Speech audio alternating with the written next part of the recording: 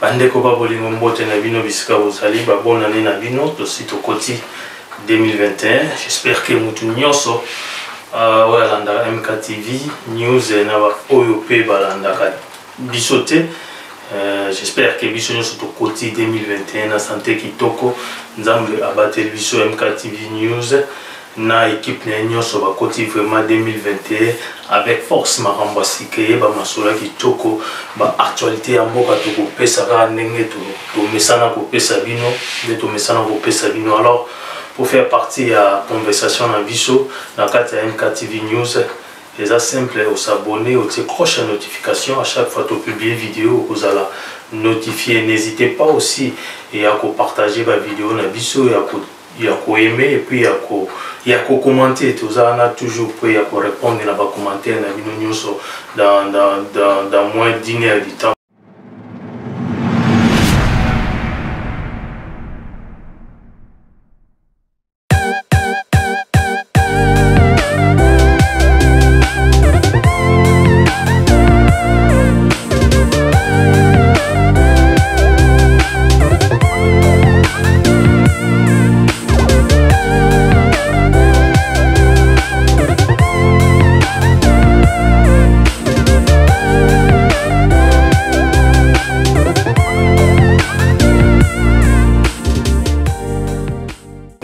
MKTV News, tozongi surtout solo là, nde to mesana la ko solo là.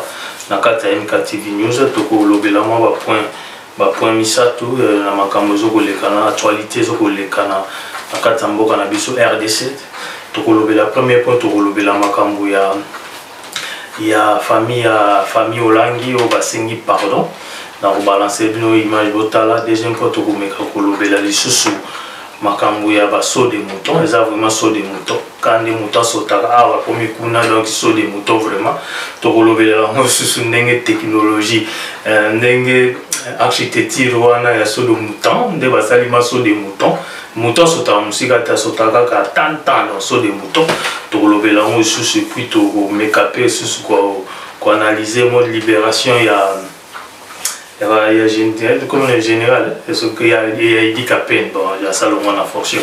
Il y a Eddie Capen de va libérer, qui est condamné à prêter à vie, donc il a été libéré, le président Akasia, qui est tout quand on va point, nous sommes ça. Tout le monde là, on va tout raisonner si yango, tout détailler, tout peut savoir analyse, ce qui peut temps à couper ça moi un peut zali tout côté un et ça la rappelle bien dans ma solo na biso voilà. Donc avant tout côté nous na makambo ya famille Olangi ndenge basengi pardon na balancer les vidéos na balancer les images en plein culte ndenge famille na bango zo ko senga pardon et puis to meka ko analyser si yango quoi.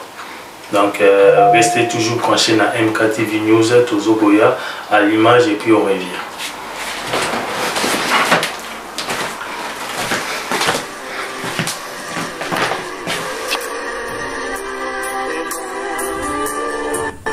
Voilà, l'Éternel, regardez. Si l'Éternel m'a demandé de faire cela, c'est pour vous demander pardon. Je fais ce que Dieu m'a demandé.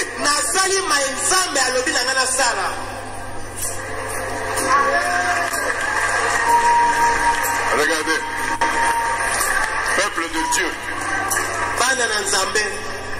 dans tous les sièges, à Kinshasa, ils ont été établis par Dieu.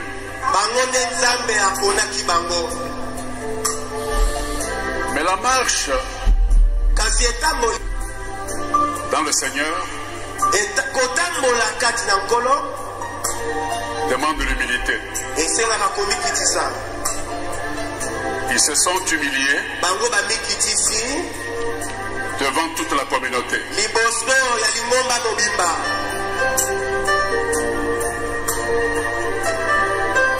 Peuple de Dieu, à Kinshasa comme partout dans les sièges,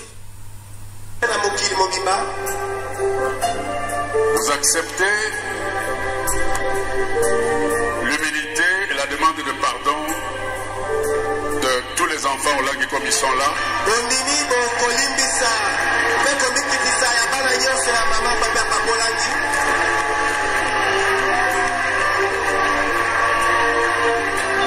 Que toute la gloire revienne à Dieu et à Dieu seul.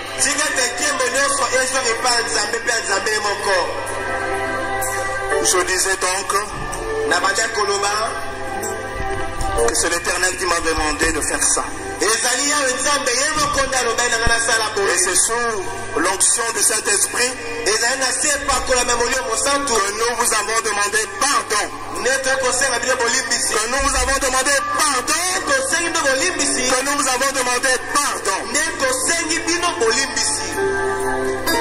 Et par la même occasion, le Seigneur m'a dit ceci: de pardonner.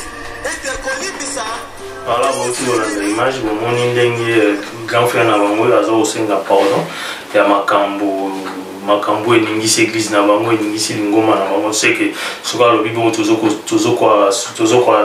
comprendre que il y a aussi pardon, à l'objet du Kambuta, pardon. Donc, pardon, et puis il n'y a pas l'imbisi bateau, donc tu évites ce bibiso bateau. Tout ça, là, qui va mon nico, il n'y a pas l'imbisi biso, à 5 pardon, il n'y a pas l'imbisi biso, donc tu évites le nid de 5 guettes. Donc, de façon, 5 pardon, on est à la façon, on est même ça, toujours, soit tout bien avant, tout bien avant, soit disant, tout, ça, la promesse. La Bible, ce sont les gens hypocrites, hypocrites, la modèle, ils ont manifesté, ils ont vraiment profond, et puis il n'y a pas à conscienter, la personne à salir une église, ou à salir l'église dans il y a des principe l'église dans au maman na bango atika principe pour diminuer principe wana mwana na ye moko abebisi principe wana yende falaki aleka asenga pardon. Bon voilà force un peu mutu asenga na pardon te mutu yemo sogaza na posa à se sentir mal que non, les ça les toucher les amis comme on a bien oya à osenga pardon. Donc tous appels tous osenga pardon te moins conscience na yemoko na ndenge makamamo ici loba mi conscience na ki bonzambe na eso ki tazala pe na kati bonzambango ya solo ki bonzambe na et ça là des pousser mon centre tindikaye akenga ale kalibosa ba toi senga pardon. Pardon, mais toujours aussi toujours forcer, comment non, toujours forcer, tout c'était MKTV News a forcé toujours l'andela, toujours détailler, toujours analyser, qui pardon, il y a pas toi banzambe, n'engue va senga pardon likolo. N'engue va senga pardon likolo, même pas, ils ne sont même pas intéressés. Ceux qui sont intéressés, na business na bango pour on a business na bango les ali mbongo pour ça business garder business na bango alors pour garder business na bango en marche c'est-à-dire business na bango zo tambola na bato bayaka copier bato wana soki balobi baya shooter business ekwe. Alors pour nous garder bato wana ils étaient obligés se sentaient obligés non faut garder business et essayer de rouler là. Tout les cas, na hypocrisie nyonso, tout ce au moins pardon, et là on va ça dire à moi. Mais faut que pardon, les angles, là. On va dire nos bozo ça nous makamona, on moko bozo boulé yo moko, mutumo ega pardon. Oh, pardon. Donc mutumo ega pas nangado, MK pardon. Mais faut la mi tout même. Pardon yani. Pardon wani. Atape tanto sambela, tous à tes tanto sambela ranzambe to senga nzambe pardon. To aga nzambe limbisanga. Non. Muntu asambela bio ayebi ko sambela nzambe limbisanga na sala ki boy. Nzambe limbisanga ya sala ki boy. Yango mona Bible loba la pauvre dame a donné tout ce qu'il avait. Tout ce qu'elle avait. Mais ba riche ba pesa ki ba superflu. Donc pardon on est à ba riche, ba superflu. Tellement bazan na ngwe bela pesika muke mais moi pauvre dame moi na mobola na ya zeka na pièce ne moko pesa ki nyonso azali nango donc bango ba riche ba pesa ka ba superflu wana bibelo ba wana donc ba jara na vandika mutaye pardon donc ozo senga pe pardon panza anda me limisanga na sala ki boye pona likambo boye pona likabo na bukana na koisa meki ne kobo voilà ko bagate nzambe limisanga na sala nzambe limisanga tala ko tu boye tete yo wana komi ko se prononcer juste devant Dieu ozo se prononcer juste alors ozo se prononcer juste devant Dieu et c'est-à-dire aux injustes donc pardon na bango za sensité et va tout comprendre que pardon au pété pour belé pe aba na église na bango ba mame belé bazana balanda pe éternité tant ba monika dimanche mo ba ekina bango église na ba famille ya olangi nyonso sangani ba mo senga ba pardon ba zo comprendre te likamba pardon ba sengele za yani donc fallait que au moins expliquer pe ba maman pe balanda éternité maman nyonso tala na internet ba mame belé nde bazana église na bango il fallait expliquer pardon zo senga za pona boy dans le lieu on met belé l'église à mon balanda internet mais belé va y mambo YouTube belé va kota ga YouTube aime surtout que bité aime souper ba pexia va kota YouTube o ye ba neni tozala rana te mais de toutes les façons tant que vous l'équipe na vous liposo ya ba na autant on singa pardon faut faire comprendre ba pardon on singa olimbisa ngeza juste les apona likambo boy pas avec les concernés famille ya olangi nyonso oui on comprend que ça famille on besoin que ça sali suite ya business là bon nene ndenge ba tsa comment nzambe liboso famille ça sali mais la concerné monde ça na nous prier au senga pardon te to mettre ma histoire en de côté to évoluer na mission là ba sujet mususu mais na sina telle une vidéo bolandi kan ndenge pardon sengami voilà donc to umela na biso na sujet wana te tout long na biso to close na biso donc to kanga na biso sujet ya mama pardon ya famille ya maman olangi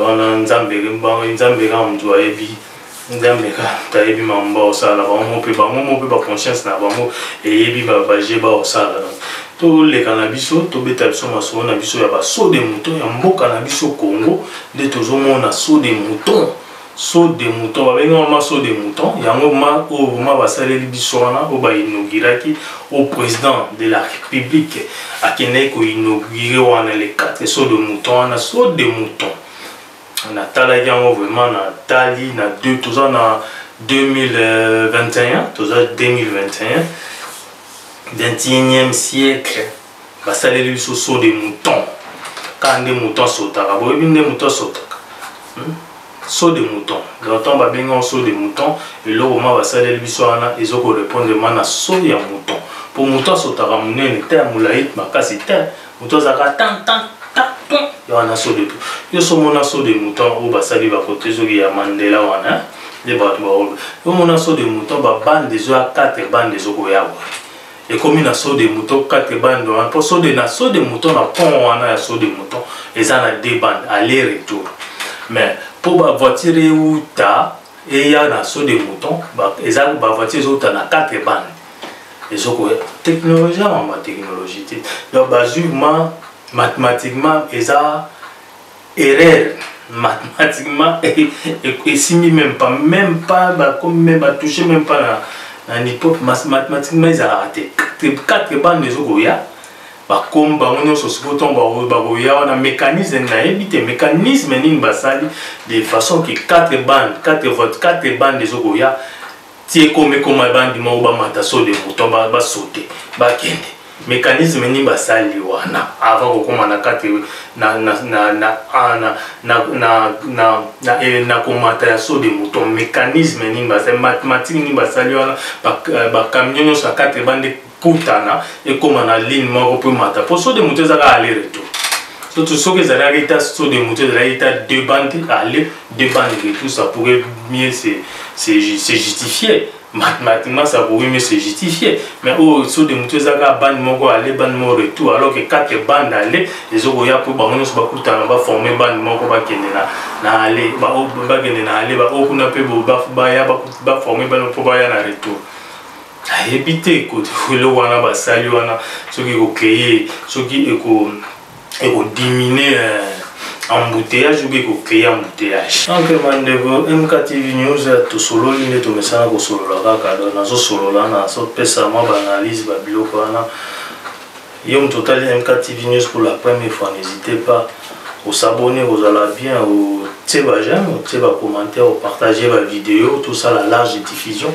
Tout le monde est solo, vous savez, on bien, tout cas, vous avez idée, bien, parce que la façon où MKTV News a contribué dans le développement, a contribué dans la mobilisation de la jeunesse congolaise, de façon même sûr, on peut savoir la communication, on savoir la vidéo.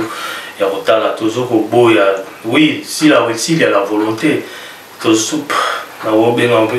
est-ce que le roi a signé la volonté?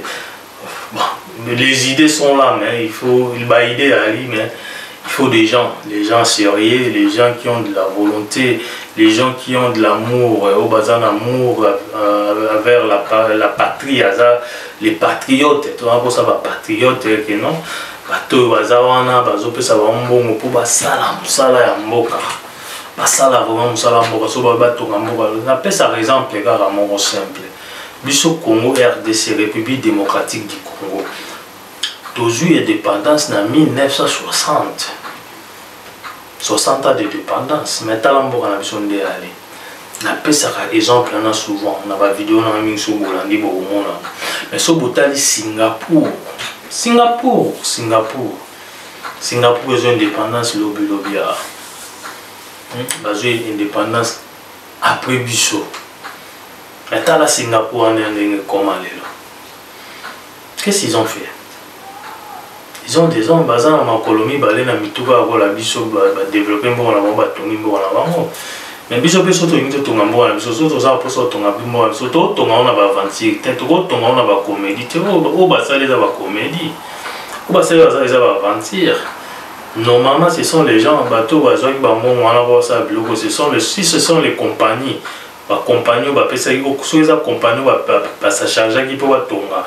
Ba so des moutons na que ba tonga modèle photo là na compagnie wana. Faut m'accompagner à la justice, c'est logo même pas à inaugurer ces logos voir et qu'il faut mater tout là d'accompagner tout l'accompagner là parce qu'ils peuvent pas faire déjà ni tous en a inspecteur et balande là ça va travailler en bon cas faut bien là compte rendu mutazo ça on ça ça quand rendu tala boy tombo ça musala boy bito tongelo logo na suka déjà botieli biso photo que logo to tonga awa tango esili ekoma boye bino bocha photo mususu mais tango esili tomoni ma mususu so de muta quand on est dans la muta sotaka mulai te muta sotaka mukuse asoteka mukuse pak et boton ngule rebete tout à l'issue wana ma ezanga sika oleka pona kala mingi to ka je vous dis ce qui tout ça qui baté si les idées sont là qu'on a un président des points de guillemets, soi-disant, qu'il y a vraiment une idée, pour ça, il y a développer, il y a PAF, dans le développement. Profitons, député honorable, profitons aux Mboka sérieusement, mais que Mboka n'a pas comédie. N'a pas comédie, ça sort des aventures en 2021, et puis les personnes, les hommes, les femmes congolais, les autres les hommes intelligents, les femmes intelligentes. Mais là, ça va architecture bientôt tout en boca, ça va plan bientôt tout en boca. Tout le monde parce que tout le monde ils là, pour bimara na miso batu na suka nango et pendant suivi pe kozala pété. Suivi pe les alatins. Suivez les alatins de Kabatonga Nessili attaque et comment ça la fissure. Bon, il y a des la fissure, ils ont la polanine, fixe, réparer fissure. Quand les bâtons vont ici, tu as un système à suivi. Il y a un peu bébé, Koufi, suivez ça, bébé, c'est Koufi. C'est ça, voilà, tout le bel il y a saut des moutons, il y a sautarane ma cassité, mouton sauta, n'a pas écouté ce que mouton sauta. Voilà, biso ma mouton na biso, ça des biso, saut des moutons na biso, il y a sauté comme kaka. Les apparts, maman dit qu'il faut passer donc MKTV News à solo l'indé en voilà, toujours solo là. pembe lokola Madiaba. Otali biso pour la première fois, s'abonner, partager vidéo, aimer. Soleza kitoko ozana ba idée ya la pesa to kabolo na ba idée to panza yango ozana masolo vraiment n'hésitez pas à contacter MKTV News numéro ya moi benga na WhatsApp tester benga na phone normal otozana email adresse pe ya moi to yamba yo sala biso bien bani to kabola na ba idée quoi to développer to kabola ba idée to ba neni to développer mboka ezelo mo va bien. Voilà donc tout ce qui pour le chapitre na biso baso des moutons na biso tout ce qui wana tout bêtement libération ya grâce au APC Edi Kapene va ezelo va bien normalement ceux qui peut moutaza innocent bon azapeka innocent bat nyonso ba ebi na bako fallait que tant Kabila kufa il fallait trouver des coupables, il fallait trouver des coupables, voilà. Je la tamagika aber, il y a moi zappé souda et puis comme selon des alas, la tamagika aber, soit qui est coupable, condamné à la mort, ce gars via vie, à grâce, après avoir fait 20 ans, la prison a grâce à lui, mais elle a bien coup de chapeau la présidente de la République. Ils ont bien commis un innocent. Ils ont bien commis un innocent. Alors, pour éviter ce qu'on a dédommagé, dans le temps où à Sali, je ne pense même pas, parce que ça a été gracié. Ils ont justice, qui est accepté que non, que justice, c'est ça qui est net au bimisier, il y a un jugement. Il y a un dédommagé. Mais dans le cas de PC grâce, je ne pense pas que vous allez dédommager parce que cachet judiciaire n'est pas magasin libre, mais cachet judiciaire est allé le pour être dédommagé. Je ne pense pas à vous allez dédommager. Ils ont grâce, bimina grâce. Vous allez muto bakangi na plusieurs fois à salle batin belé bakangi incorrectement. Vous allez dédommager jusqu'à ce vous allez dédommager ceux qui la justice à reconnaître que tout kanga qui est incorrectement. Tout ça là qui est mauvais jugement, les fautes n'a sur justice, des moutons à salir de temps années, il va falloir qu'il y ait salir un innocent, sur justice à reconnaître des moutons à na droit vous allez dédommager. Mais il y a grâce à la PCI grâce présidentielle. Abîmé donc caché judiciaire les alliés les attaques que l'on était mais a commis homme libre tandis que ceux qui justice reconnaître qui non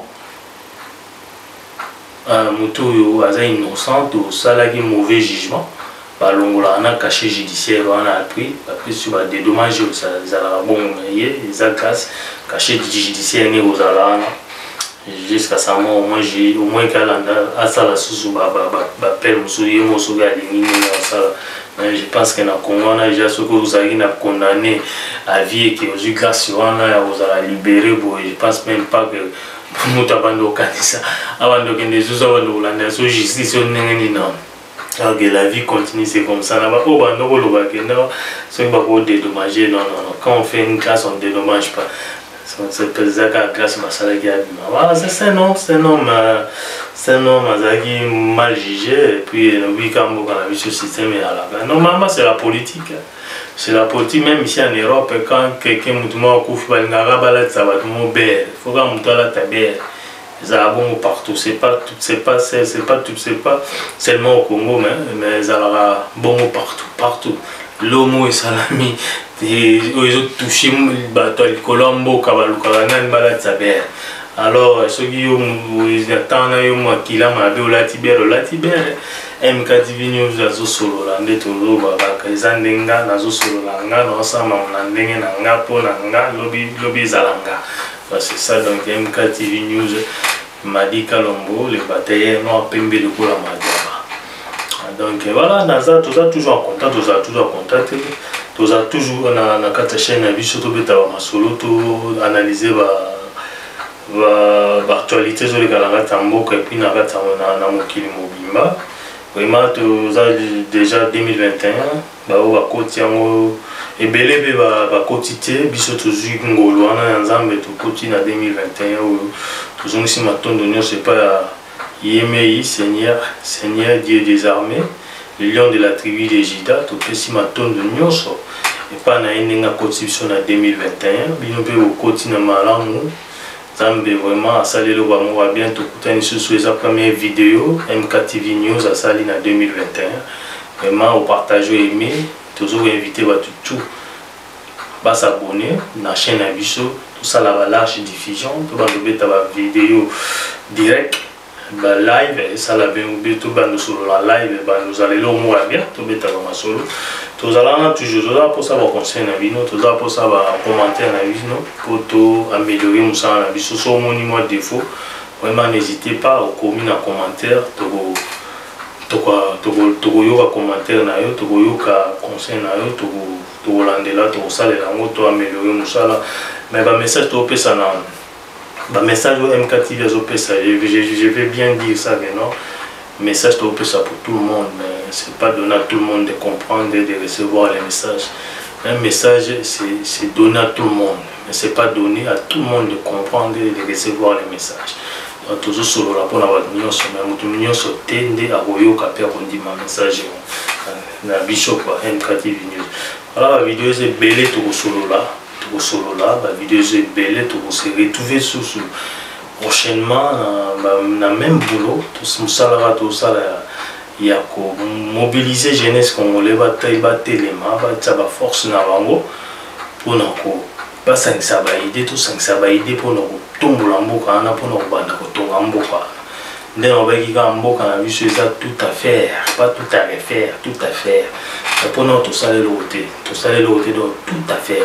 Pas tout à refaire, surtout bien à refaire, c'est-à-dire tout ça là qui est là après tout va dire qu'on batte. Donc bon, on a vu tout petit là aussi là. Voilà, tout comme dans la vidéo, on a vu tout le monde dans la prochaine occasion. Donc la prochaine occasion, tout le monde a tout sur le land, tout message sur tout Kabola, des alikaka, tout Kabola, tout partager, bah mater, tout motiver les jeunesse dans la vie congolais. Parce que le développement d'un pays, c'est la jeunesse. Donc la jeunesse, c'est le futur d'un pays de demain et le développement d'un pays de demain. Donc c'est ça, donc il faut toujours pour mobiliser la jeunesse sur les moins bien quoi. Les Arabiens ont abattu la vidéo, aimez partager votre vidéo. Tout ça là, je diffuse, vous allez le moins bien. Ciao.